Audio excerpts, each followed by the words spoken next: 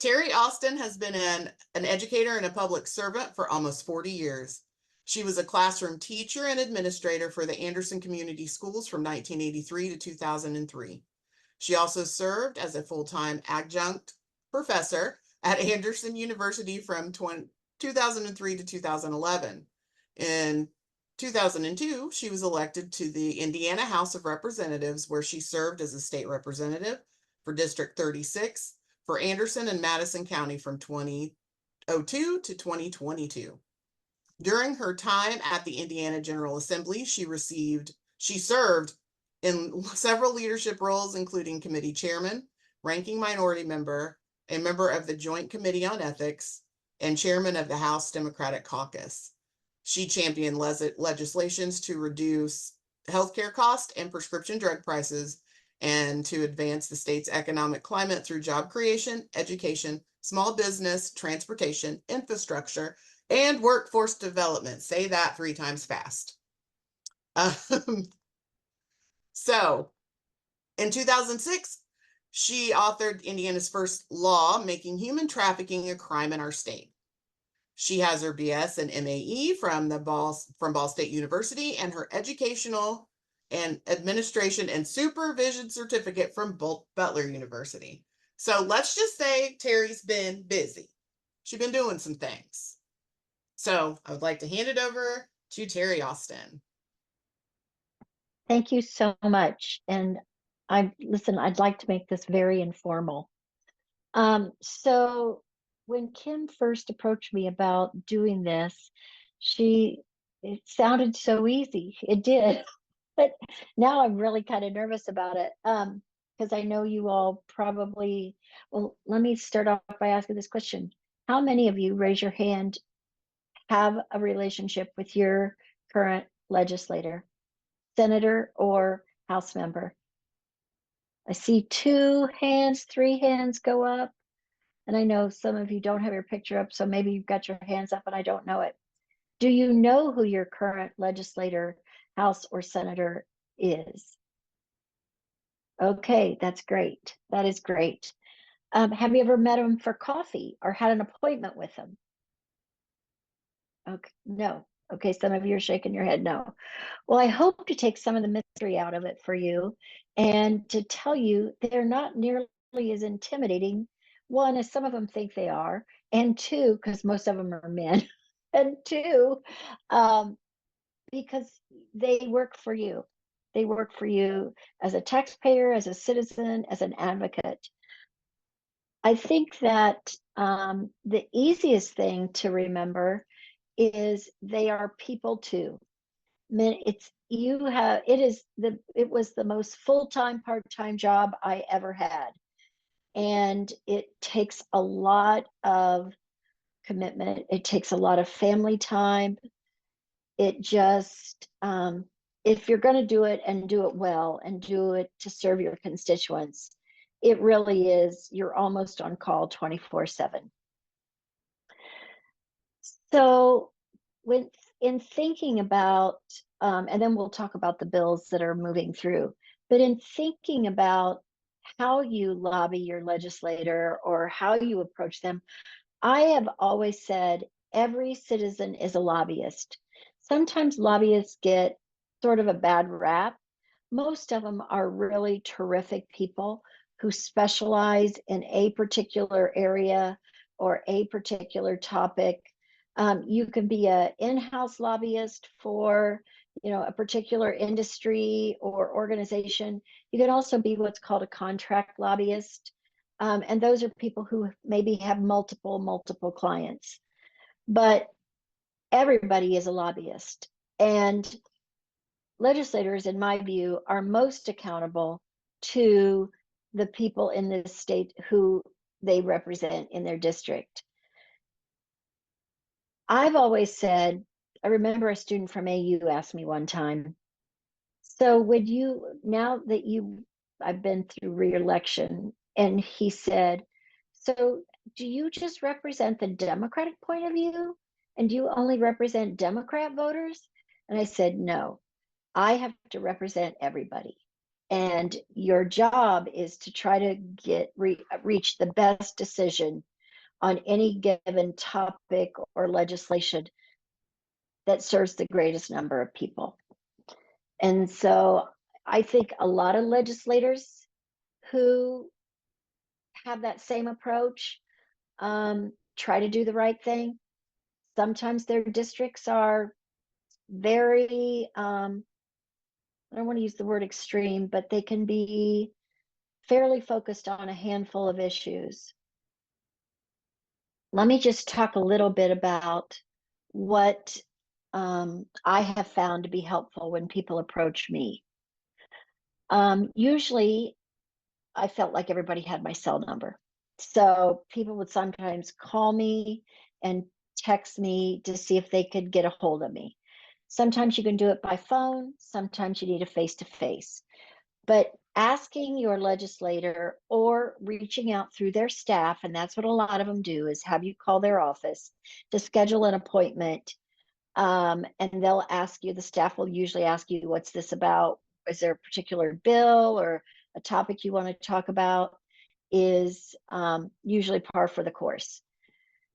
Tell them you'll only keep, if possible, try to keep it to 20 minutes. I think that's plenty of time if you're going to travel to the State House to try to meet them in session. If you've got some time and can meet them in the district, sometimes that gives you a lot more flexibility. Cup of coffee, meet over lunch, it just depends. I think it's also really important to tell them in advance what you'd like to talk about. And in particular, if there is a particular position you want to advocate for.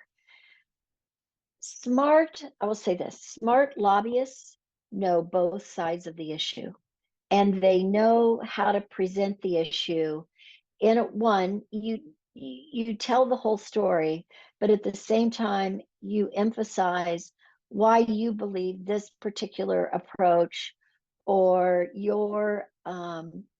what you're advocating for is the right move for the people of the state of Indiana, for children, for our future.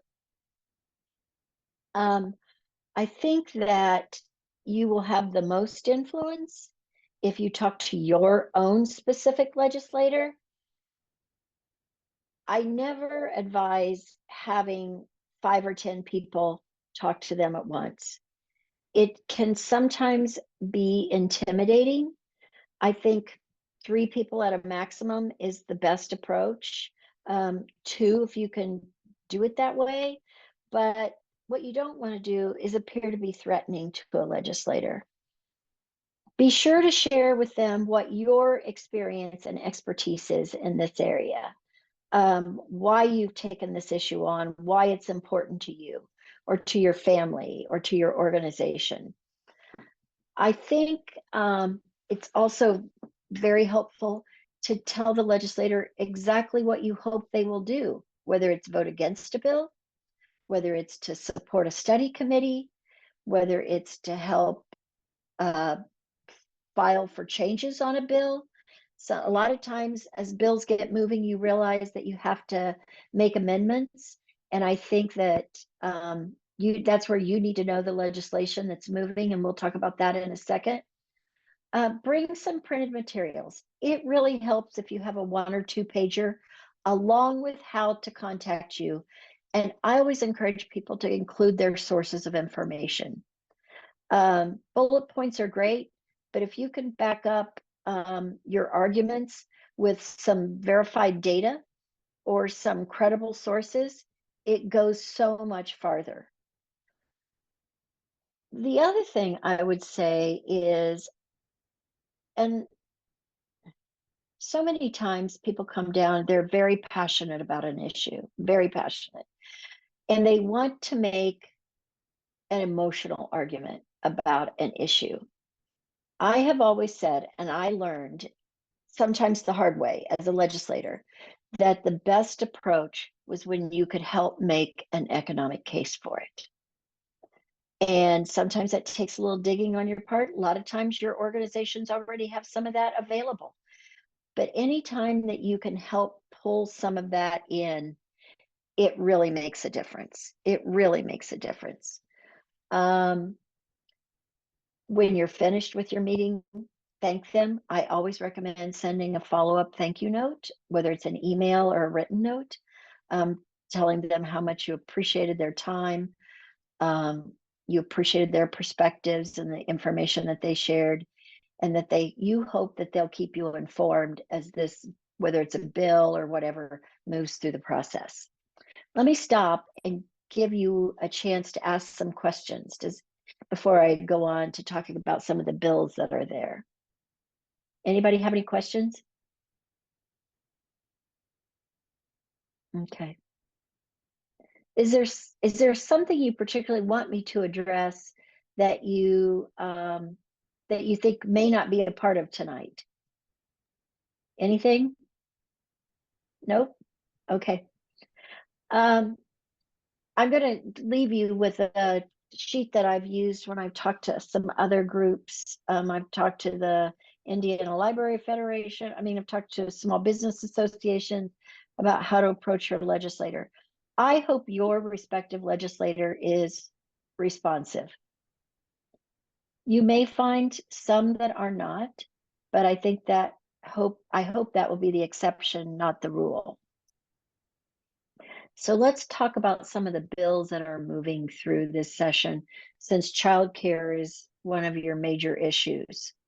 I'll tell you what, a lot of people don't think about it this way, but childcare and access to reliable, consistent, and affordable childcare is one of the biggest deterrents to women re-entering the workforce after COVID. So many women dropped out, and even though our unemployment rate appears low, many women, it also drove the flex scheduling for people to work from home. But at the same time, women primarily became the caregivers for children, and they were trying to either do their job, or when they got frustrated, realized they couldn't do both. Senate Bill 2 is an important bill that it's one of the priority bills for the Senate Majority Party. And it has some good things in it, but it also has some things that, quite honestly, I'll just tell you, I'm very concerned about. One of the things it will do is require the Indiana Economic Development Corporation to annually report to the General Assembly regarding the total number of funds dedicated to supporting childcare under specified state and federal programs. That's CCDF, that's Indiana's own program that they have, and the name escapes me right now. But and a lot of that, the truth is, though, a lot of that program is funded by CCDF, which is the federal child care voucher program. It also changes the threshold for which families may be eligible for CCDF. It says has a household income that does not exceed 85% of Indiana's state median income for the household family size. And you can look that up and see what it is, quite honestly, to see what it is for the state of Indiana. I had looked it up earlier. It also, now, this is not a bad thing, because they tend to be some of the lowest paid sectors in industry, but hold on just a second.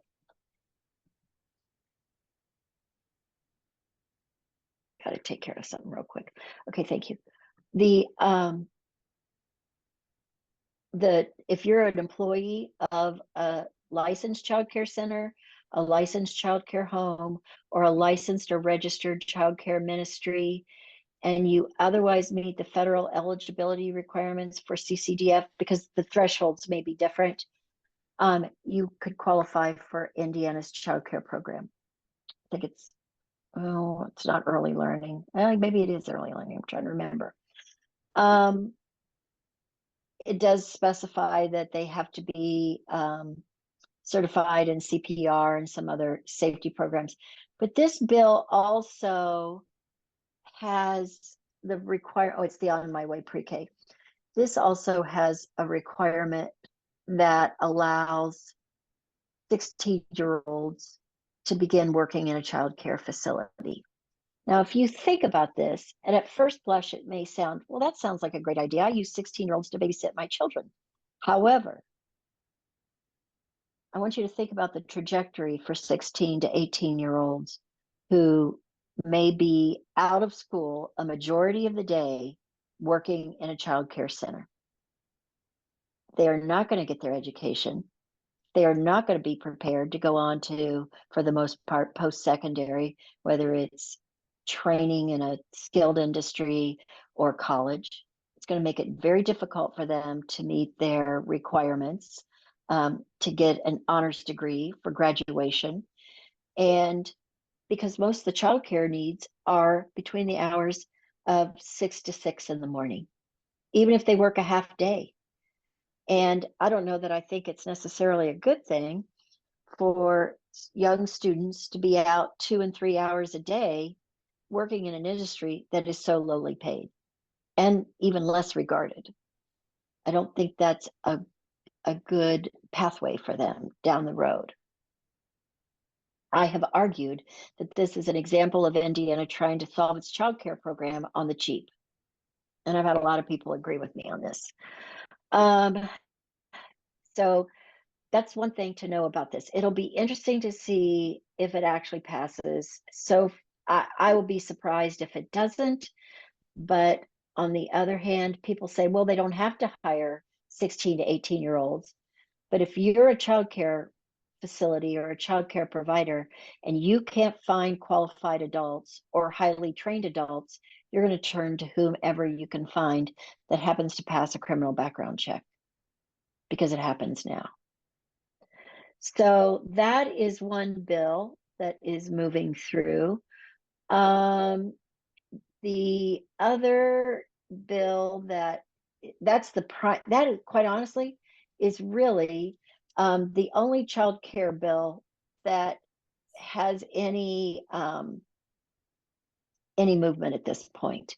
It does involve the Early Learning Commission, which is a good thing, but it's something that I hope that those of you who think about this issue and have some concerns about 16 to 18-year-olds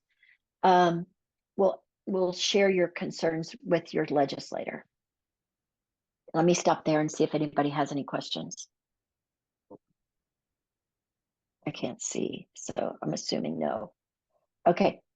We can unmute if anybody wants to ask a question, if you don't want to put it in the chat. Oh, yeah, that'd be great. Terri? Yes. When they said to report all funding, is that changing the requirements for the voucher? Yes. Okay, I think a really good point here is they allow vouchers for schools now up to $225,000 for families. And I think it's so hypocritical to use a different metric for childcare. Childcare is way more necessary than subsidizing rich people's kids going to private schools. Just a thought. Do you know what the threshold is for the private school voucher? 225,000 or 240. It's 400% of poverty. Yeah, of the federal poverty and that's level. that's what it turns. 400%, and they're recommending changing the child care voucher to 85%. So, what hypocrites? Well, I wouldn't recommend calling your legislator a hypocrite, though. Okay. And I will tell you, using the private school voucher, quite honestly, is probably going to fall on deaf ears. So I'm just going to be honest. Okay. No, but you can talk about the economic impact to your community when women are able to enter back into the workforce and how many women, if you can get any of those statistics, how many women who were employed prior to COVID are not employed now, and what that means for not just family incomes, but the state's income tax, our gross domestic product. I mean, there's a host of things to talk about. And that's what I say, make an economic argument for this. The It's not EDC, just about, yeah. the EDC here in Henry County has done some surveys around those. I'm not sure what those great. statistics are, but I know that there have been some. I'm on the board of the Henry County Child Care Network. We have a facility at Tri-High School down in Southern Henry County. And we actually use some 16-year-olds for our after-school care. That's great. I think but that's not great. the same thing, is it? That's not really what they're advocating. No. Okay, because yeah, I've had some people say, "Oh, well, we do that now," and I'm like, "But that's not the same thing." Right. Okay. I must. Holly, Okay. Go ahead. no, I was going to say, Holly, I'm not sure. Are you bringing something up?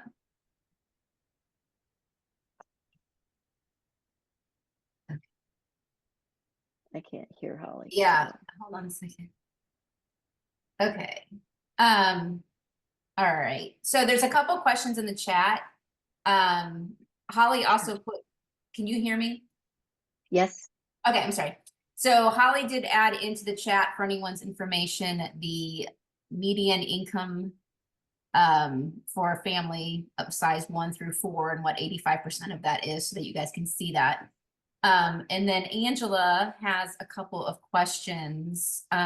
One was what about the liability of using 16 to 18-year-olds in that setting? Do you have any comments on that, Terri? Well, that's an excellent question to ask your legislator. How are they going to handle the liability issue? Because employing younger workers may increase your risk. And I guarantee you that insurance rates or your insurance premium will likely reflect that. Okay. And then Angela also asked if we had numbers about the number of women who've left the workforce during COVID. Do you know if there's anybody out there that was looking at those numbers specifically, Terri? There are actually some excellent articles online about the number of women who left the workforce. I did not pull them for today, but I will tell you one of the things that got people's attention.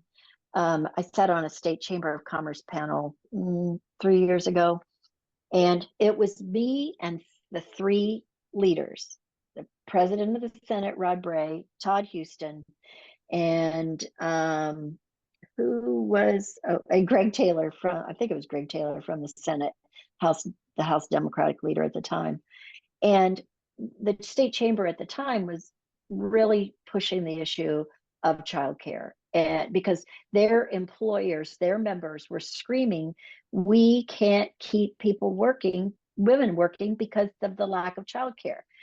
And so when the topic of childcare came up on the panel, there was dead silence from the men, and all 3 of them turned and looked at me like I was supposed to solve it. And I thought, isn't that the way it is sometimes? I mean, they just think that, this is just a woman's issue. And that's why I say to you, make an economic case for this. Talk to your employers in your community. Ask them if there's a struggle for them to bring women back into the workforce, or do their employees talk about the lack of childcare? It's one of the number 1 reasons people miss work. There was a survey done by the EDC in Henry County last year for businesses, and childcare was the number 1 concern. I'll send Kim a couple of really good articles that I know about. And so that talk about women in the workforce after COVID and the lack of childcare, because we lost so many childcare facilities. They just couldn't stay afloat. They simply could not stay afloat. So, has anybody had a less than positive experience with their legislator? You don't have to tell me who. I don't need to know that. But have you tried to approach your legislator and it's not gone well? Or are there some where you're just not getting a response at all? Well, Terry, if I could I'm just now dipping my toe into the pool of advocacy here through this organization, just getting started. Sure. And I feel very passionately. I know everyone that is attending this meeting feels very passionately about this issue, right? These issues, because we're either walking through them or we've seen our sisters walking through them, as it were. So when I go to meet with my legislator, I'm just going to be real. How do I stay calm in that moment? I see you going like this, like very calm water, very businesslike, dealing with this. And my concern is that I'm going to sit across the table from someone that I may disagree with on other issues, but I'm trying to get buy-in from them. And I'm like, I don't even know how to begin because I feel so passionately about things. So any advice you could give me personally on how I can navigate that water? Get somebody to role play with you before you go down there and make your speech. You practice it.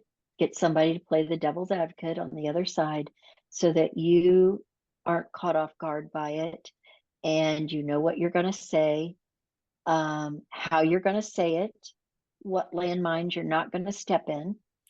And it's the best advice I can give you. Okay. I mean, because you do care about the issues. I mean, and that's what makes you an effective advocate. But what you also want to remember is what the long game is. You're striving to build a relationship with that legislator so that they know you'll be coming back again the next time. Perfect. I hate to stop it because I know we can, and this is exactly what this is for. Am I done? No, you're fine. No, you're not okay. done all the way. Okay. But I just want everybody to know, keep your questions coming. When we're going to move on to the next speaker. Thank you so much, Terry. But Terry's sticking around. So when we all come back together after we get out of the breakout rooms, you can continue to ask more questions. I'm not trying to do that. That's exactly what this forum is for us to be able to talk about these things. But we want to make sure that we get everybody in. And but yes, Terry's not going anywhere. So she'll be here available for questions as soon as we get out of the breakout rooms too. Okay. Okay. So Terry's sticking around. So we'll see you. So let's go ahead and and that was great, guys. That's exactly the type of conversation we were going for. And thank you so much. But let's go ahead and get Jeri. Let's introduce Jeri McCorkle. Our second speaker of the evening. Jeri McCorkle is a former elementary school teacher who transitioned her passion for education into impactful roles, including advocating for quality childcare across our region. After teaching, she's directed the first 5 Rush County's Early Learning Coalition for 5 years. In 2023, she became a program manager at TARC. That stands for Training Resource Advocacy and Connector at Ball State's Office of Community Engagement. Her expertise revolves around supporting early learning care and learning efforts across 9 counties in East Central Indiana, with goals including strengthening professionals, expanding the child care pipeline, and advocating for accessible, high-quality child care for the region. Tonight, Jeri will share her insights on the economic impact of child care in our communities, which definitely was a nice segue from Terry. So that's good. So Jeri, welcome. Thank you. Thank you. Terry, I appreciate everything you had. That's something somebody said they're dipping their toe in their waters, and that's what I'm trying to learn too. I know I've got all this passion and I've got all this knowledge, but how do I communicate it to people who care, but who may have had different lived experiences, right? Several of them may have had spouses who stayed home with the kids, or may have had the flexibility or the financial needs to cover some costs that not all families can cover. So there's different lived experiences out there. I know I want to focus on the economic impact, but I got to tell you 3 things first that have not made a difference to our legislators Early care and learning is really important because 90% of your brain developed before you were 5 years old. Trying to get that message out, didn't do a thing. The idea that when you have a high quality early childhood education, your educational attainment increases, you have higher earnings, you have better health. It decreases the risk of disability, chronic illness, and incarceration. Getting our kids access to high quality early learning has huge long-term benefits. Didn't move the needle at all through the legislation. And the fact that parenting is a 2.5 times a full-time job, and we have families who are trying to parent and work full-time, hasn't moved the needle at all. So what are some of the things we can tell them that does make a difference? One of those is that the return on investment of investing in childcare is anywhere from 4% increase to 34% increase. Now that's a ridiculously large amount of variety, but even the 4% increase of the return on investment, it's worth it to invest early.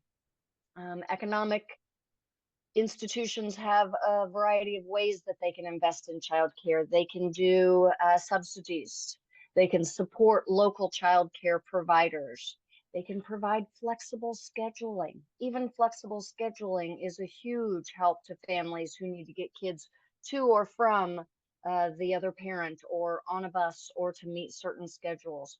So there's things like that that they can do that don't necessarily cost money, but that can have a huge impact as well. All right, let me read this one to you. Lack of early care and education. It is estimated that Indiana loses 1.1 billion with a B in economic activity every year due to child care related absenteeism and turnover. $1.1 billion. When people are working in factory type settings, the number one reason that they point out, they get too many points and end up losing a position is childcare related. Yeah. There is a direct correlation between that reliable childcare and the workforce, not only participation, but productivity, right? If you are worried about your kids, you are not as good of an employee. If you don't know that they are safe, or if you're not sure who is going to be watching them today, not only are you maybe not able to go to work, but once you're there, you're not as good of an employee as they would like to see. Couple of things to keep in mind as well is that childcare is the industry that supports all the other industries, right? When this industry is broken, that ripple effect goes through all of the others. So legislators, business people are really concerned about the economic impact. How much money are we making? How many people are we fighting for to try and move into our region? Without stable, reliable childcare, those things are not going to happen. We know that the regions throughout Indiana and the Midwest are fighting to attract the same workers and the same residents. And the top 3 barriers are housing, transportation, and childcare. When you think about housing, when you need more houses, you build more houses, and that kind of is a step in the solution, right? The one solution that I would encourage you to not encourage legislators to do is to say, well, let's build more childcare centers. Then we will have more childcare that will solve the problem. Let's just build more childcare centers. And then employ them with people who are then making less than 97% of other professions in our country. Because that's the problem with childcare. They make less than 97% of other professions. Our system is broken. When you ask parents how much they're spending on childcare, they will tell you as much as or more than a mortgage. They will tell you that childcare for one child costs as much as 1 year as an in-state university for college. And oh yeah, you can get scholarships for college. You don't get scholarships for childcare.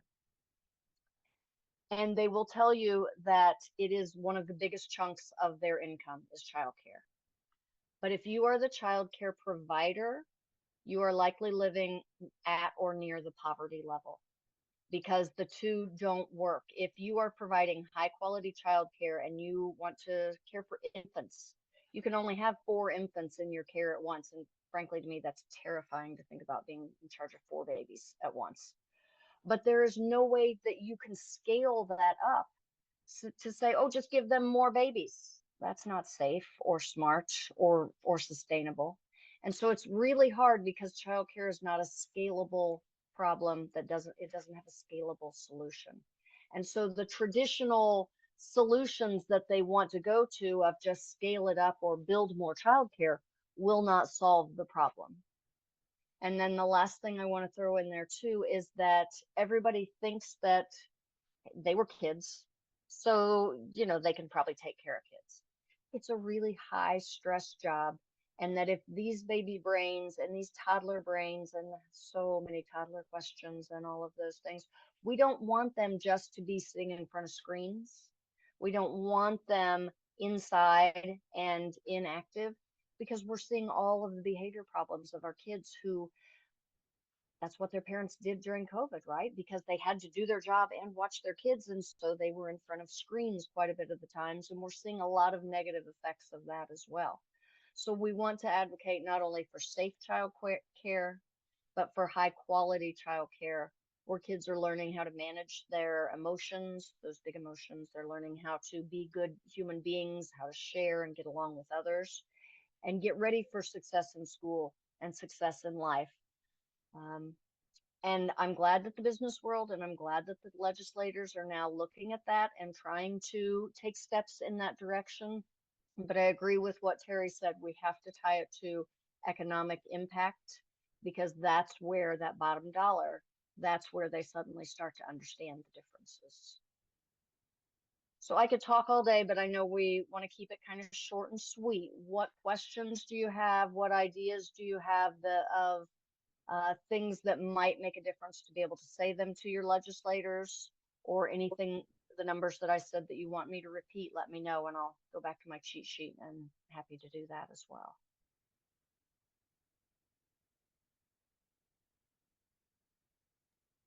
If anyone has a question, you can go ahead and unmute yourself to ask the question.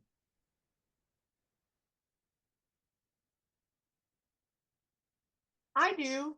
Jeri, do you have a sheet, like a statistic sheet that maybe you can, we're going to do an email after this so that we can have everybody have their information.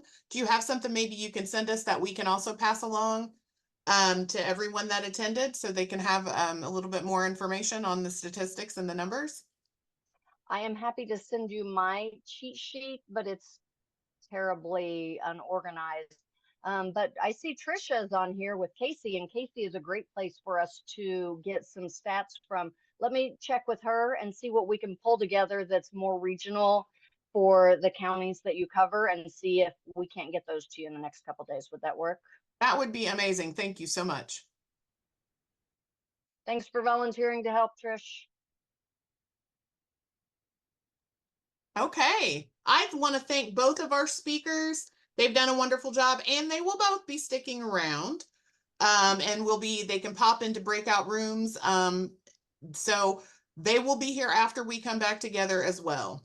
We're about to pop into breakout rooms for about 10 minutes or so to kind of discuss what the speakers have said and also go over some of the statistics that we have. So break out your packet with the statistics on it too. I'm going to go over those, and that's what we're going to be talking about in each of the counties. But I would like to take a moment, because the Heart of Indiana staff will be assisting. I want everybody to take a moment and say hi and your name and who you are. I'm Mary, and I will be in the Henry County room. I'm Kim. I'll be in Madison County. I just muted myself. Hi, I'm Denise. I'll be in Delaware County. I am Holly. I'm on the sheet as Heart of Indiana United Way. If you have any questions or technical issues and in your break room, you can send messages to me. I'll be helping provide support. All right, now it's breakout room time. We'll be in there for a few minutes to discuss, and we'll all meet back together in about 10 minutes.